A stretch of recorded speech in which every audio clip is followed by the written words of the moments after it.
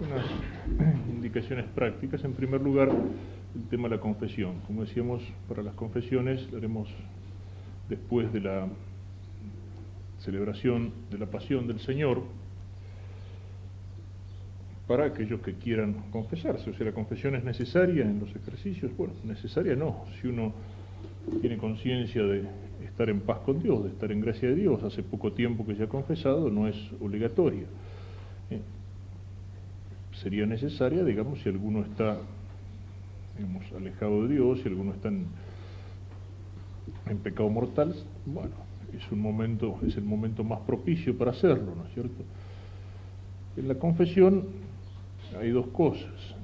Una es la confesión que hacemos regularmente, y otra es la que se suele hacer a veces en ejercicios, que se llama la confesión general. La confesión general es necesaria cuando, y bueno, si alguno tuviera a lo mejor mucho tiempo que hace que no se confiesa, si alguno tuviera en las confesiones alguna cosa no clara, es decir, no ha venido haciendo bien las confesiones anteriores, en ese caso la confesión general es conveniente, yo diría necesaria, y es un momento propicio para hacerla.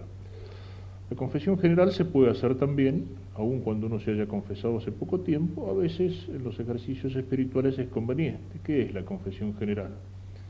Es una especie de confesión general, no hace falta una cosa detallada, minuciosa, digamos, si es que uno tiene conciencia de estar en paz con Dios, como una confesión de toda la vida. Alguna vez vale la pena hacerla, sobre todo a través de eso pedir la gracia. La confesión no es solamente el aspecto negativo, borra el pecado, sino que en la confesión pedimos gracia para vencer el pecado, pedimos gracia para cambiar, para recibir las gracias de Dios.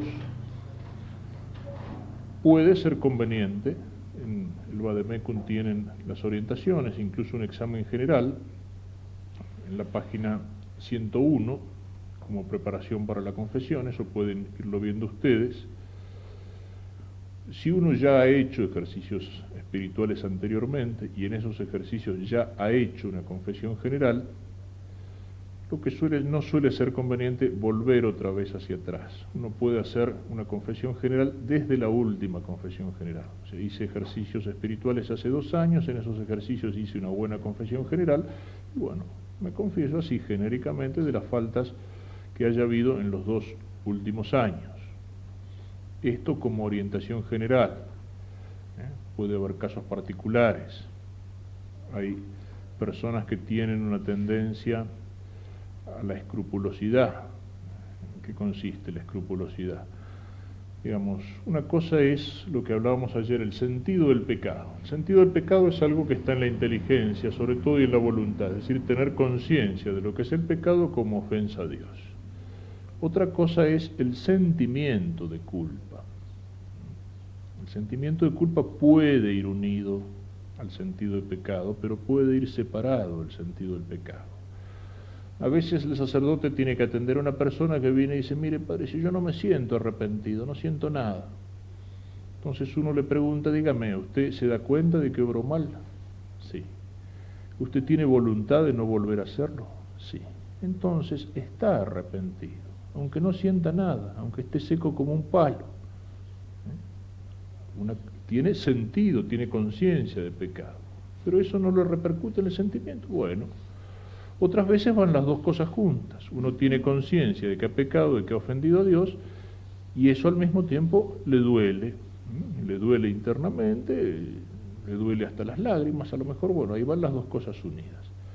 Pero también puede darse lo otro, el sentimiento de culpa que no va unido al sentido del pecado. Y eso es lo que se llama una conciencia escrupulosa. Es decir, cuando uno empieza a inquietarse o a ver pecado donde no hay pecado. Cuando uno vive un poco angustiado permanentemente.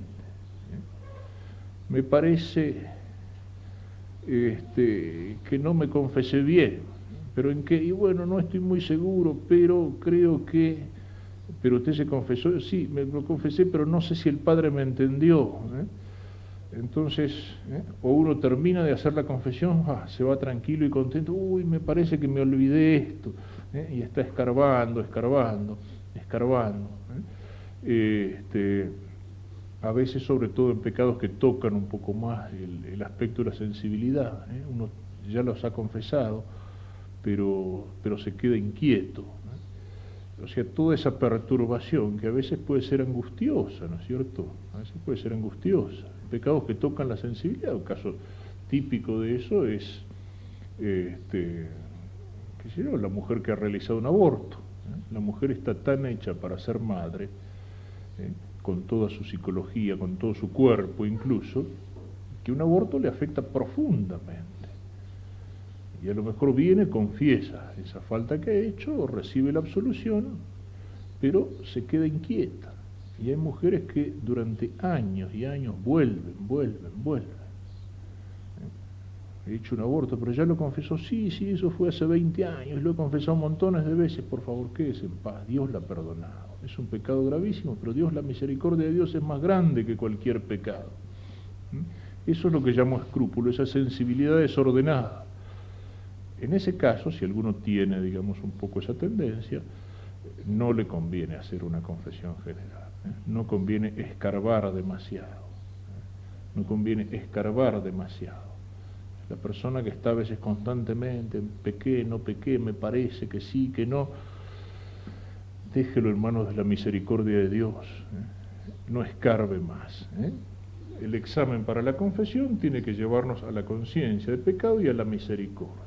Si lleva a la angustia, a la turbación, a la inquietud, y cuando hay una predisposición para eso, el entrar en exámenes demasiado minuciosos, yo incluso si alguno tuviera esa tendencia le recomendaría que no se ponga a leer el examen de conciencia que hay acá en el Vademecum, que es un poco largo. Eso en vez de hacerle bien le puede hacer daño, ¿no es cierto? Confiar en la misericordia de Dios, bueno, me arrepiento como el Señor conozca mi alma en este momento. El Señor nos conoce mejor que nosotros mismos.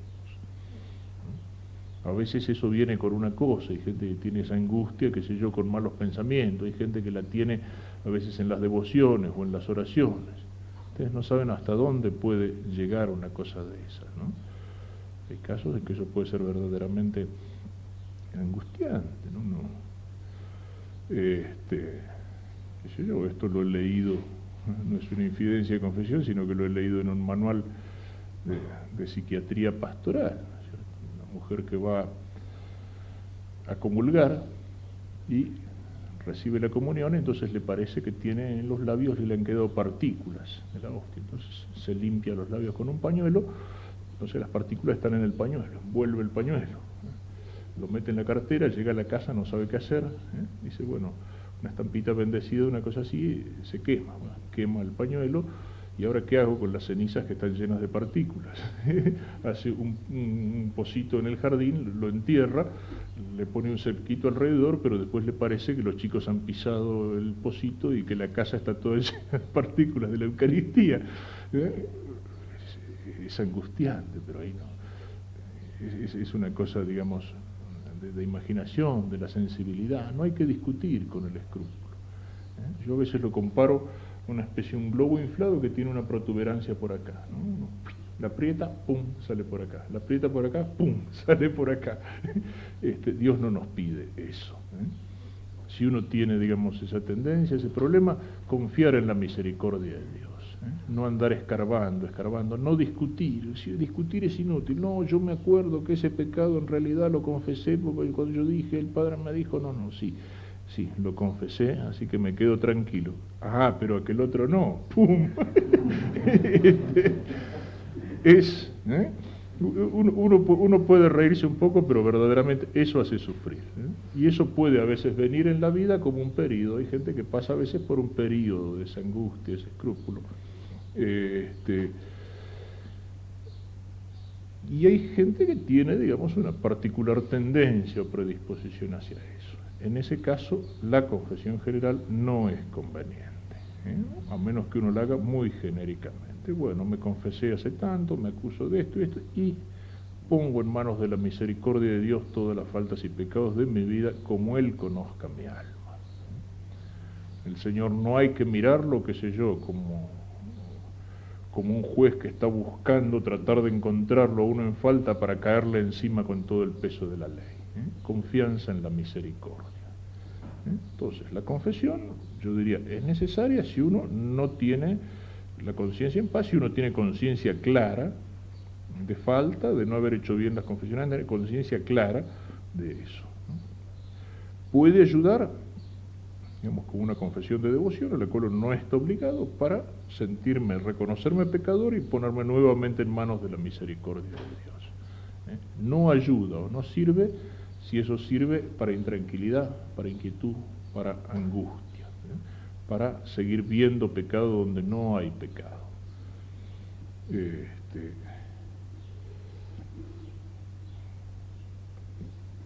Y otro tema también concreto que conviene tocar ahora, en la meditación anterior veíamos el llamado del Rey, es decir, el llamado de Cristo. Cristo me llama. Yo tengo que estar dispuesto a responderle con generosidad, de acuerdo a lo que el Señor pida a cada uno de nosotros.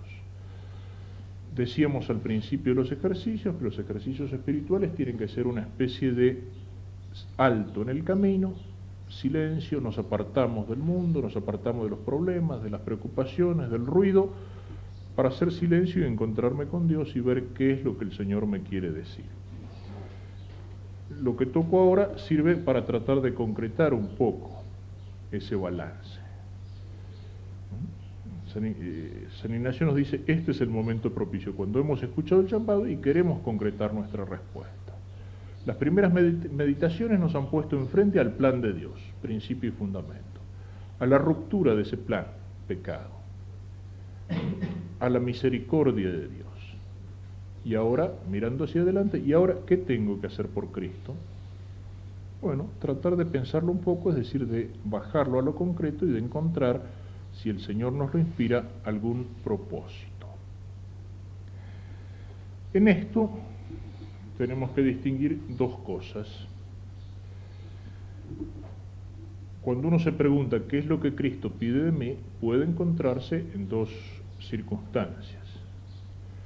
Una, que se da, sobre todo en el más joven, en el que no tiene todavía el camino de su vida orientado definitivamente en una dirección, es lo que llama San Ignacio la elección de estado. Uno se pregunta, bueno, ¿para qué me llama el Señor? ¿Para qué me llama el Señor? ¿A dónde me quiere?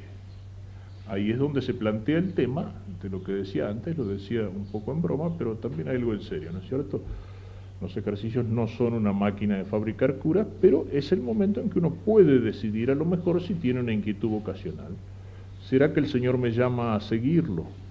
Digamos, en esta forma de entrega que es el sacerdocio, que es la vida religiosa. ¿Será que el Señor me llama para fundar una familia, para formar un matrimonio? Eso es lo que es la elección de estado.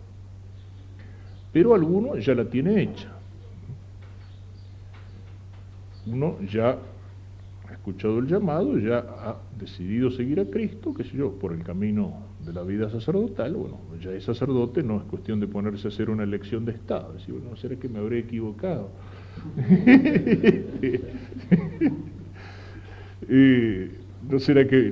No, ya, la elección ya está hecha. Lo mismo que para una persona casada, ya ha recibido el sacramento del matrimonio, ya ha fundado una familia, bueno, absolutamente inútil que se ponga a hacer una elección de estado. Pero no será que a lo mejor el Señor me quería cura y bueno, si era así ya es demasiado tarde.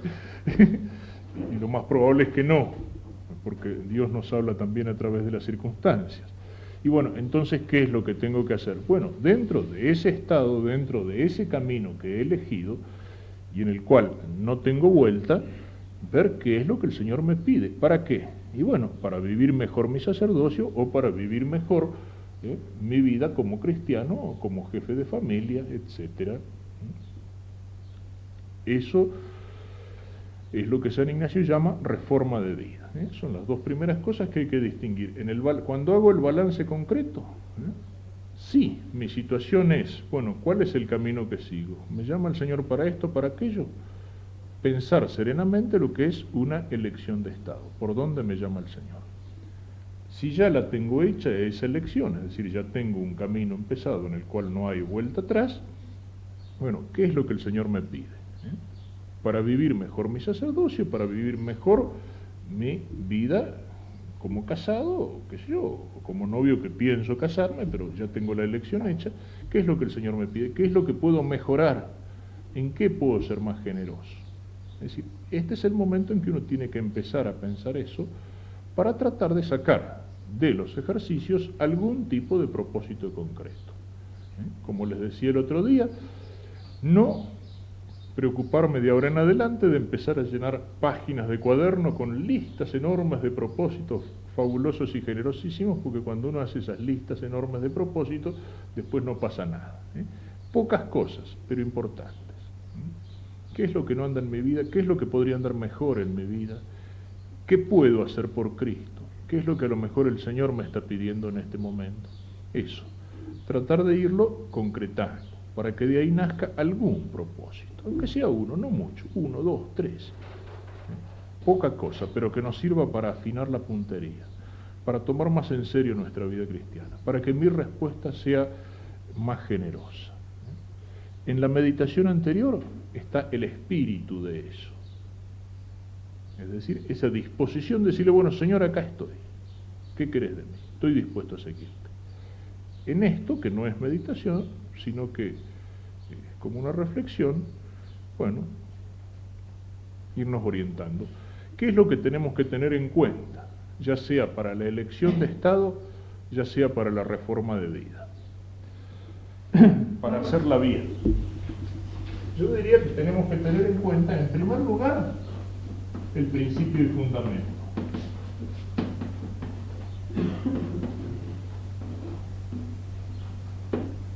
O sea, aquí están los principios que tienen que orientar, ya sea mi elección, ya sea mi reforma. Ponerme delante del sentido de mi vida, para qué he sido creado, qué es para qué me creó el Señor, camino hacia Dios, mi relación con Dios y mi relación con las criaturas, con las cosas creadas. Esos son los principios que tienen que orientar, ya sea mi elección de Estado, ya sea mi reforma de vida. ¿Qué otra cosa tenemos que tener en cuenta? Luego de estos principios, el llamado de Cristo.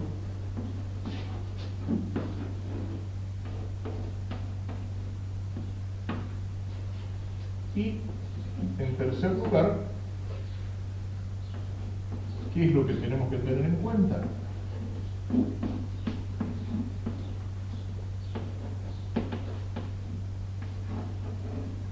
Lo que Cristo hizo por mí. Principios y fundamentos son los principios generales. Soy creado para alabar, hacer reverencia, servir a Dios y salvar mi alma. Y las otras cosas son creadas para ayudarme en esto. Eso es lo que me tiene que dar la primera disposición interior. En mi relación con las criaturas, ¿cuál es el fin que tengo yo? ¿Cuál es el fin que tienen las criaturas? En segundo lugar, esto se concreta en Cristo que me llama para seguirlo en un camino, en otro, en un lugar, en otro, en esta responsabilidad, en este apostolado, en el peso que yo puedo tener, en el ambiente donde desempeño una responsabilidad profesional, o económica, o política, o social, o gremial, o lo que sea. Y luego, para que esa respuesta sea generosa, mirar hacia lo que Cristo hizo por mí. Hay algunas orientaciones para esto también en el Vademecum.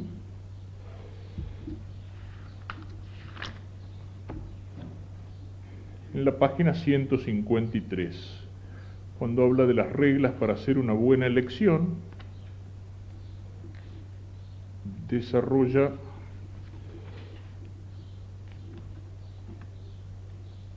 el tema de la elección de Estado y el de la reforma de vida. En esa página y en las siguientes hay una serie de orientaciones concretas para la elección de Estado, cosas que uno puede ir teniendo en cuenta: vocación para el matrimonio, para la vida religiosa, para el sacerdocio, página 156. Tiempos o momentos para hacer una buena elección, página 158. Sobre esto hablaremos algo ahora. Y luego, página 163, reglas para la reforma de vida. Es decir, un poquito sobre los propósitos y sobre un plan de vida que a lo mejor puedo sacar de ejercicios. Y luego de hecha alguna de estas cosas, página 165, el ofrecimiento de la reforma de vida, es decir, poner en manos de Dios aquello que he decidido, aquellos propósitos, aquella orientación que he tomado. San Ignacio habla primero en un preámbulo de esto que mira al primer punto, principio y fundamento. En toda buena elección es de nuestra parte, en cuanto es de nuestra parte, el ojo de nuestra intención debe ser simple. Es decir, toda la primera semana tiende a purificarnos. ¿Para qué? Para que elijamos, digamos, con la mayor serenidad y objetividad posible aquello que Dios me está pidiendo. Solamente mirando para qué soy creado, es a saber, para alabanza de Dios nuestro Señor y salvación de mi ánima. Sí, eso es lo que me tiene que guiar. Uno puede tomar una decisión o hacer una elección por motivos que no son limpios, por motivos que no son claros, por motivos que incluso a veces son malos. Tomo esta decisión porque es más fácil y más cómodo, o la tomo por vanagloria, o la tomo por un interés desordenado, como si uno eligiera una carrera no porque verdaderamente tiene inclinación o capacidad para eso, sino porque es más fácil y porque voy a ganar más plata con esto. Bueno, no, o sea, dejar de lado todo lo que pueden ser intenciones bastardas, intenciones torcidas, a eso viene la purificación anterior, y mirar, bueno, ¿para qué soy creado? Alabanza de Dios y salvación de mi alma. Y entonces, cualquier cosa que yo elija tiene que ser lo que me ayude para el fin para el que soy creado, no ordenando ni trayendo el fin al medio, sino el medio al fin. Es decir, no poniendo como fin lo que es un medio, sino al revés. Elijo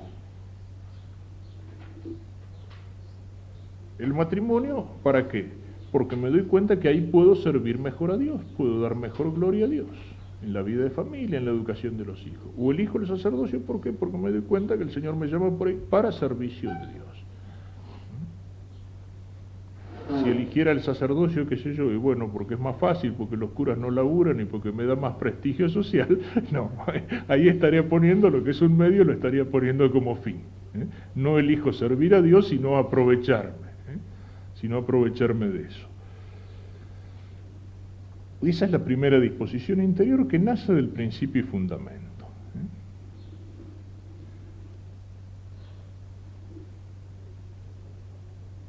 Asimismo hay otros que primero quieren tener beneficios y después servir a Dios en ellos. De manera que estos no van derecho a Dios, sino que quieren que Dios venga derecho a sus aficiones desordenadas.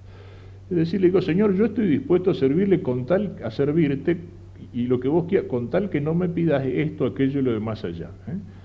Yo estoy dispuesto a servirte, pero allá. Hacen del fin medio y del medio fin.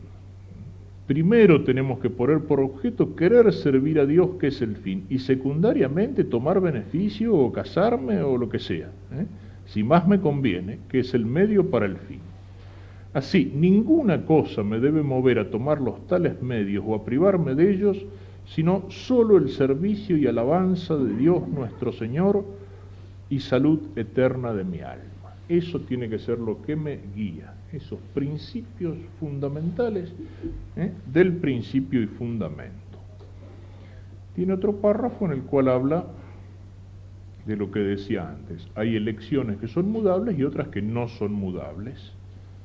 Matrimonio, sacerdocio, ya elegido, ya en camino, ya hecho.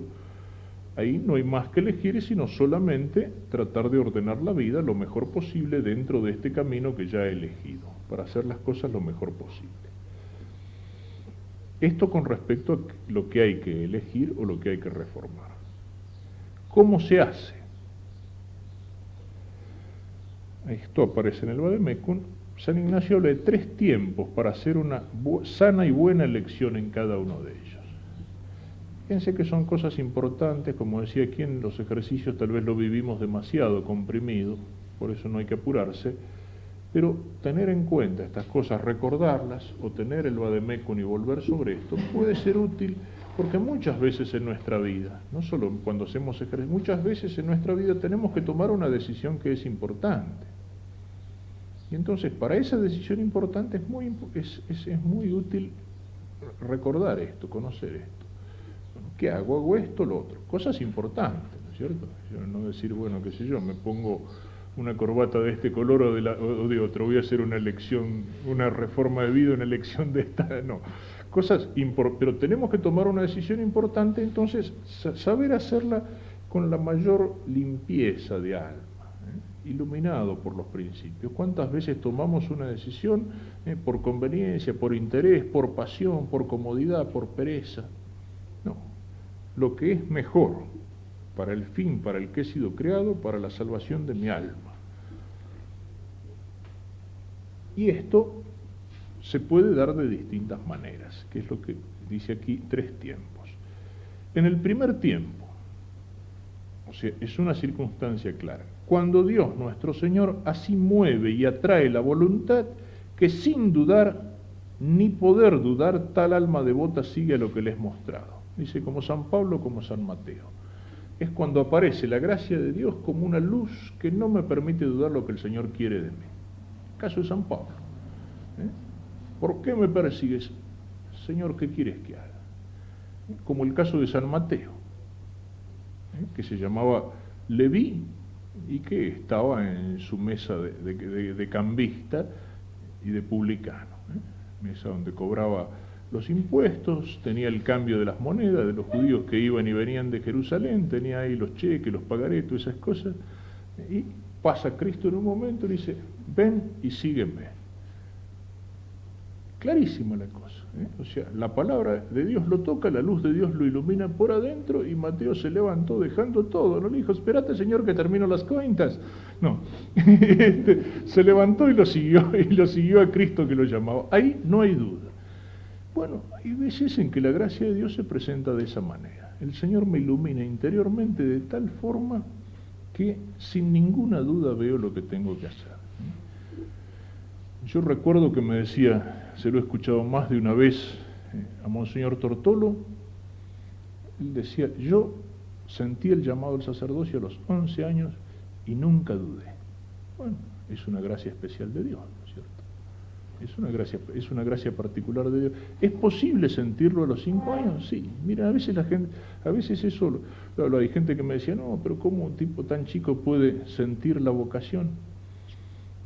Y yo les cuento lo siguiente, yo tengo un hermano mío que es piloto civil, comandante de vuelo de aerolínea, y él a los 4 años dijo, quiero ser aviador. Y no cambió nunca. Me acuerdo que éramos chicos y en un carnaval le habían regalado las antiparras y la gorra de piloto, y bueno, se disfrazó de piloto. El carnaval siguiente le dijeron, bueno, ¿de qué te vas a disfrazar? De piloto. Pero no, si ya el año pasado no, entonces de nada. y no tuvo ninguna duda, ¿no es cierto? A los 17 años le pidió a mis padres el permiso para hacer el curso de piloto civil, le dijeron que no, porque no les hacía mucha gracia. Y él, bueno, en cuanto hacía algún trabajito, juntaba unos pesos y se pagaba algunos minutos de vuelo en un aeroclub. Cuando mis padres se enteraron, lo autorizaron. O sea, si es posible tener una vocación, digamos, para ser piloto con tanta claridad desde los 4 años, también es posible para el sacerdocio. Eso se lo escuchó más de una vez a Monseñor Tortolo, decía, nunca dudé. Bueno, es una gracia particular de Dios. No siempre llama así y no se lo tenemos que pedir. Hay veces en que uno una vocación o una decisión la va tomando, a lo mejor con dudas, a lo mejor por un camino más largo, más difícil, a lo mejor uno no la ve con tanta claridad de entrada. Esto puede ser para la vocación o puede ser para una decisión que tengo que tomar. No, ciertamente estoy seguro que el Señor me pide esto. Segundo, dice, se toma bastante claridad, ya no es eso que no puedo dudar, y conocimiento por experiencia de consolaciones y desolaciones y por experiencia en discreción de varios espíritus. Es decir, por los toques interiores, pero más suaves, que uno puede sentir del buen y del mal espíritu.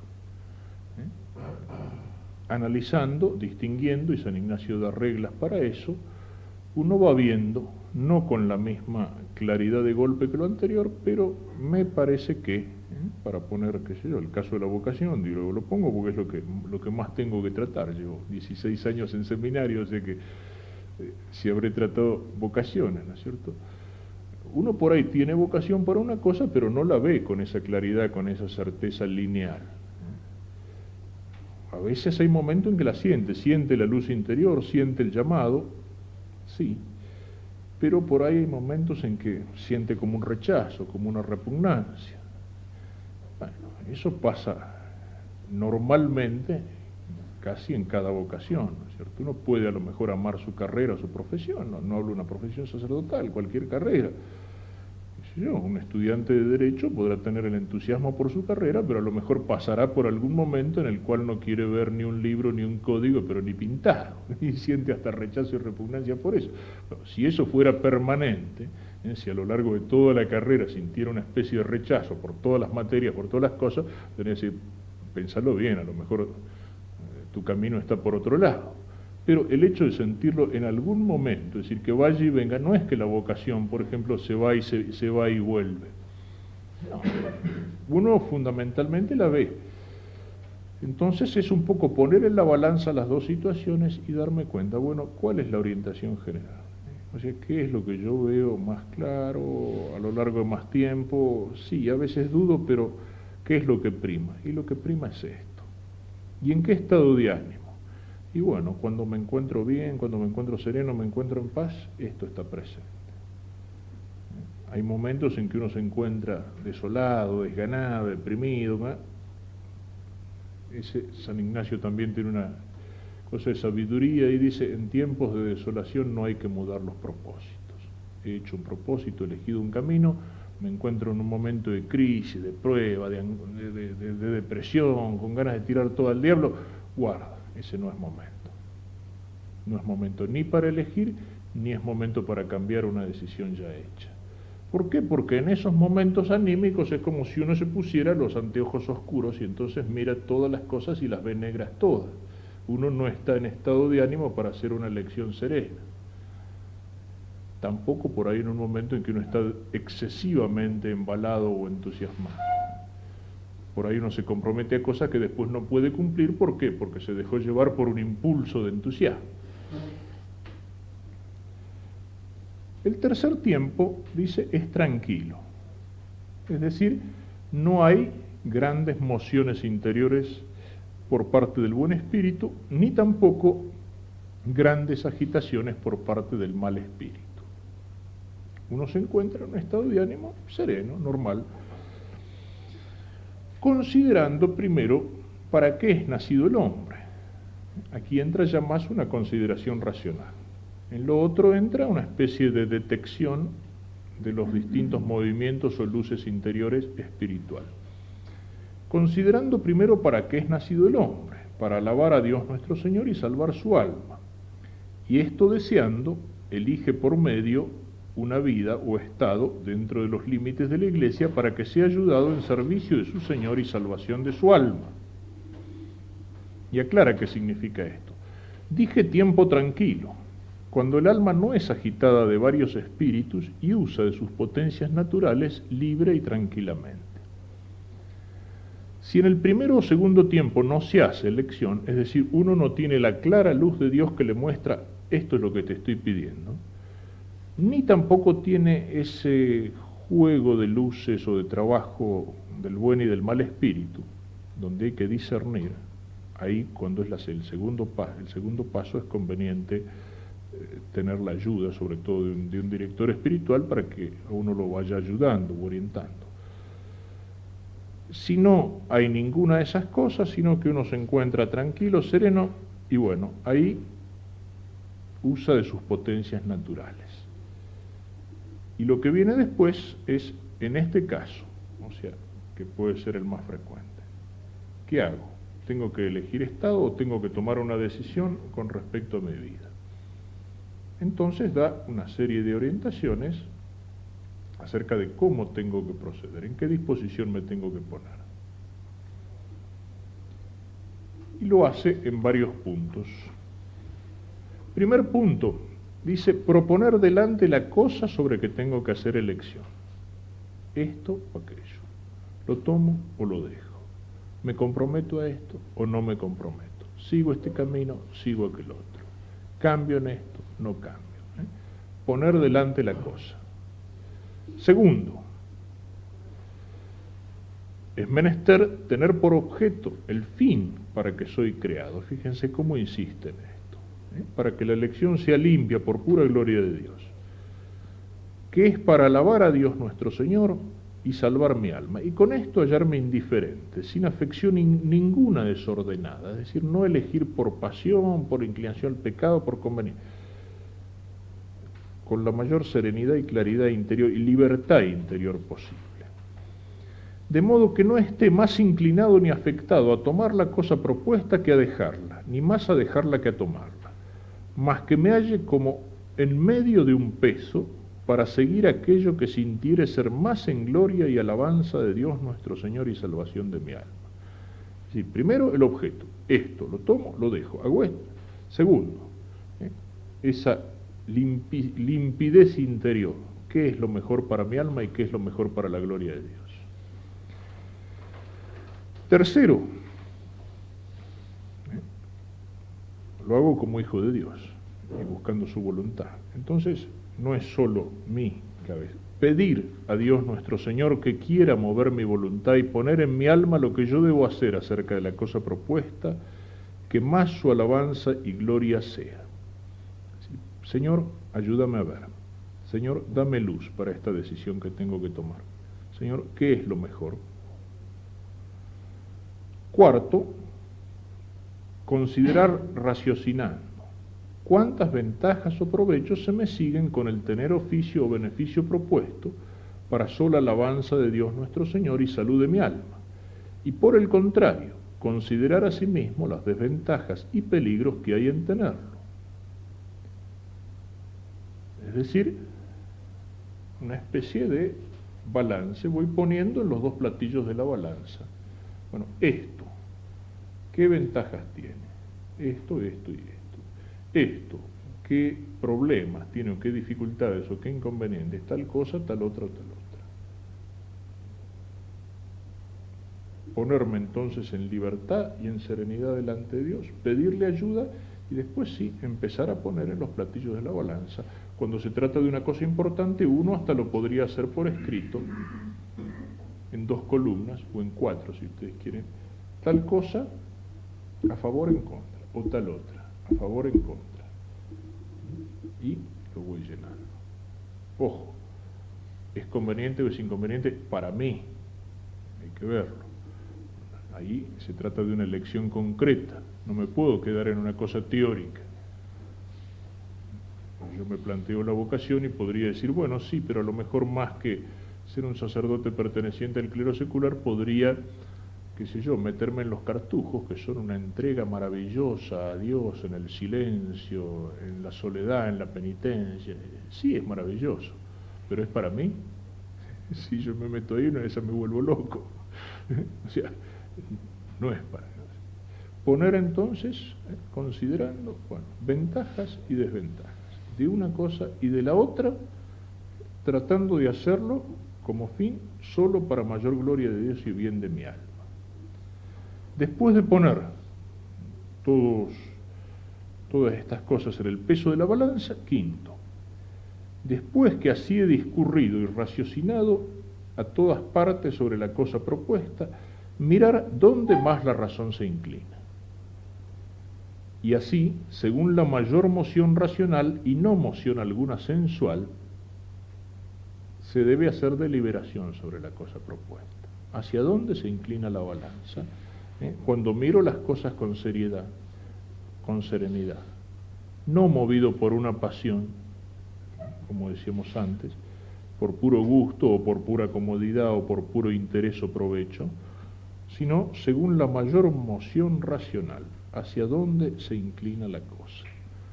¿Hacia dónde se inclina? Ojo, en todas las cosas humanas nunca podemos pretender salvo esa gracia especial de Dios que me hace ver con su luz con tanta claridad la cosa, en cualquier opción o decisión humana, uno nunca puede pretender tener las cosas tan claras como el resultado final de una operación matemática. Las cosas humanas no son como los números, o sea, el obrar humano no es una ciencia exacta, ¿no es cierto? Siempre, cuando uno tiene que tomar una decisión, es necesario en algún momento pegar un salto, es necesario en algún momento asumir un riesgo. Lo que importa es que el salto se pegue, digamos, racionalmente, es decir, teniendo motivos suficientes para pegarlo, ¿no es cierto? Qué sé yo, si un tipo se enamora a primera vista y dice, bueno, este es el amor y la felicidad de mi vida, y se casan la semana siguiente, tipo película norteamericana, evidentemente que no es una decisión bien tomada. Y si ese matrimonio sale bien es por una especie de milagro de Dios, ¿no es cierto? Pero si un tipo se ha puesto de novio y ha llevado su noviazgo durante un tiempo prudente y han procurado en ese noviazgo verdaderamente conocerse, etcétera, etcétera, hay un momento en que no tiene que decir, bueno, sí, somos el uno para el otro y podemos fundar una familia. Eso nunca va a ser como el resultado de una operación matemática, siempre hay un margen de riesgo, siempre hay una... Pero uno, cuando da el salto, lo hace sensatamente, es decir, tiene motivos suficientes para hacerlo, y así en cada elección humana. También a veces viene por ahí la escrupulosidad y la angustia en el tipo que nunca termina de decidir, porque siempre puede haber un pero, siempre puede haber una cosita que queda. Entonces, ¿hacia dónde se inclina la balanza? Y luego, punto sexto y último, hecha la tal elección o deliberación, debe ir la persona que tal ha hecho con mucha diligencia a la oración delante de Dios nuestro Señor y ofrecerle la tal elección. Bueno, mirá, Señor, yo lo he estado pensando en presencia tuya y tratando de hacerlo con la mayor serenidad y objetividad posible, y me doy cuenta que vos me pedís esto. Señor, yo te lo ofrezco. ¿Para qué? Para que su divina majestad la quiera recibir y confirmar, siendo su mayor provecho y alabanza. Es decir, le pido luz al principio a Dios para que me ayude a hacer una buena elección, y cuando he llegado a una decisión, esa decisión la pongo en las manos de Dios. Y un segundo modo son algunas indicaciones más simples, pero que también son importantes para esta elección o para esta reforma de vida. La primera es que aquel amor que me mueve y me hace elegir tal cosa descienda de arriba del amor de Dios, de forma que el que elige sienta en sí que aquel amor, más o menos que tiene la cosa que elige, es solo por su Creador y Señor. En fin, no hace falta mayor explicación, ya sería reiterativo. Pero sí, la segunda, tercera y cuarta nos puede ayudar para hacer una elección o para tomar una decisión. La segunda dice, es mirar a un hombre que nunca he visto ni conocido, y deseando yo toda su perfección, considerar lo que yo le diría que hiciese y eligiese para mayor gloria de Dios nuestro Señor y para perfección de su alma, y haciendo yo mismo guardar la regla que para el otro pongo. Qué conocedor de la naturaleza humana que es San Ignacio. Ayer decía que somos tan capaces de engañarnos y de mentirnos a nosotros mismos, que a veces las cosas que nos atañen a nosotros son en las que más difícil se nos hace juzgar, cuando son cosas que nos afectan a nosotros, porque ahí sí entra la pasión, la comodidad, el interés. Entonces, para evitar eso, me dice San Ignacio, bueno, tengo que tomar una decisión sobre esto. Yo me pongo entonces mirando a un hombre que no conozco, porque ni siquiera, que sé yo, un amigo, pero tipo que no conozco, que se encuentra en la misma situación que yo. ¿Qué le recomendaría que hiciera para mejor bien de su alma y para mayor gloria de Dios? Es decir, me hace pasar de la subjetividad cargada de pasión a la objetividad. Bueno, si lo otro es bueno y yo se lo recomendaría al otro, entonces recomendátelo vos mismo. Si esto es lo que le recomendarías al otro, bueno, eso es lo mejor. La tercera también nos lleva a sincerarnos. La tercera, considerar como si estuviese en el artículo de la muerte, la forma y medida que entonces querría haber tenido en el modo de la presente elección. ¿Sí? Me pongo con la imaginación, bueno, me estoy por morir. Esta decisión que voy a tomar ahora, ¿cómo me gustaría haberla tomado en ese momento?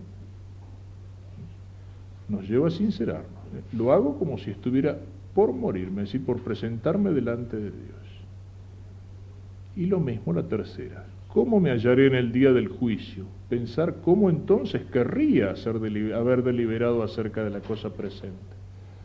Si la decisión la tengo que tomar ahora. Pero miro, y en ese momento, o sea, delante de Dios, en el momento del juicio, en el momento de mi muerte, ¿qué es lo que querría haber hecho ahora? ¿Estaría conforme con la elección que voy a hacer ahora? ¿O me estaría arrepintiendo y dando patadas del propio traste por haber elegido de esta manera? Son tres normas interesantes para ayudar a lo anterior, es decir, para hacer la cosa con objetividad. ¿Qué le recomendaría a otro que estuviera en mi situación? ¿Qué es lo que me dejaría más tranquilo, más en paz, en el momento de la muerte o en el momento del juicio? Bien. Hay alguna cosita sobre reformar el propio estado de la vida, pero de hecho lo que importa es esto. Son todos estos pasos que da San Ignacio para ver qué es lo que el Señor pide de mí. O el Señor me ilumina con claridad, repito, de tal manera que no me deja dudar, o voy en un discernimiento de espíritus, detectando las diversas luces y sombras hasta llegar a una conclusión, o de lo contrario, con serenidad y tranquilidad, sin estar agitado por distintos espíritus, voy raciocinando, es decir, después de pedirle a Dios que me ayude, poniendo en la balanza los motivos en pro y en contra de este propósito, de lo que tengo que hacer, de lo que me parece que es mejor para la gloria de Dios. Y para eso ayudarme de estas tres cosas que señalamos por último. Tengámoslo en cuenta si en lo que queda del retiro vamos buscando algún propósito, vamos viendo, mirando hacia adelante, qué es lo que tengo que hacer por Cristo, qué es lo que Cristo me puede estar pidiendo.